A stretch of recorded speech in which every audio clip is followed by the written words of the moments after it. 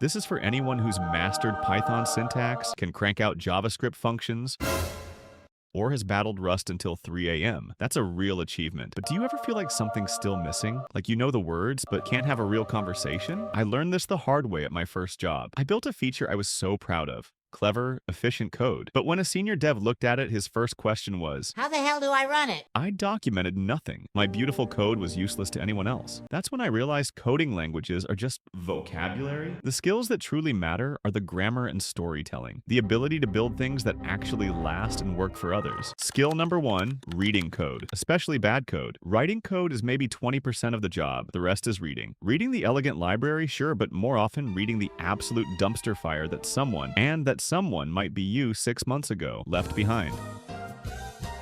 You need to develop a high tolerance for bad code. Oh, no. Not acceptance, but tolerance. The ability to dive into a 2,000-line function and not immediately slam your laptop shut. You learn to trace the intent. You ask, what was this poor soul trying to do before they got lost in the woods? Because you're not just reading to judge, you're reading to understand, to fix, to refactor. This skill alone will make you 10 times more valuable than someone who only writes greenfield projects. Every company lives in its own legacy code basement. Be the one who isn't afraid to turn on the light. Skill number 2, debugging mindset.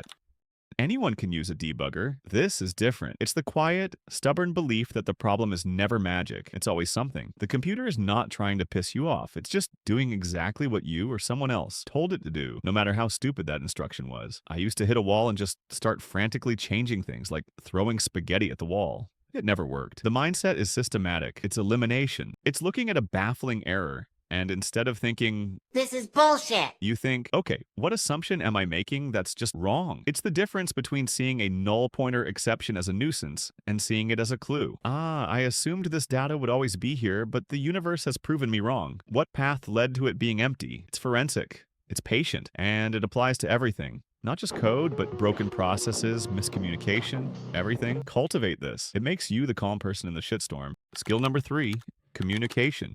Not corporate buzzword communication. Real, human, let's get this sorted talk.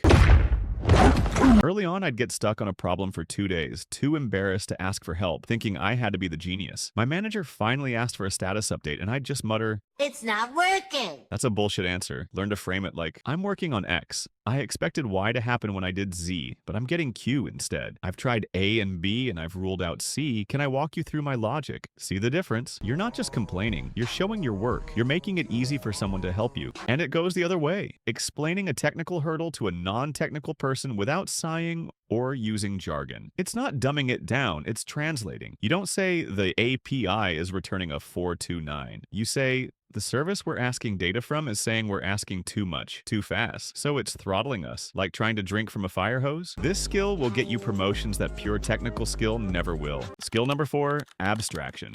This is the big one. Can you zoom out? Your function is part of a module, which is part of a service, which is part of a system, which lives in a business that needs to make money. I was once obsessed with making a piece of code perfectly efficient. Spent a week optimizing it, saved 0.2 milliseconds on a task that runs once a day. My lead looked at me and said, cool, now can you make it so the customer can actually use the feature without calling support? Ouch, right in the ego. Languages give you tools. Abstraction tells you which tool to use, when, and for what purpose. It's asking, are we building the right thing? Before, are we building the thing right? It's about patterns, trade-offs, and impact. It's what separates a code typist from an engineer. Look, languages come and go. The hot framework today is tomorrow's legacy system. But these skills, these are permanent. They compound. They make you resilient. So, by all means, learn the new language, but spend just as much time, maybe more, sharpening these axes. They're what will actually cut through the chaos. Now go forth and for the love of God, write a decent README file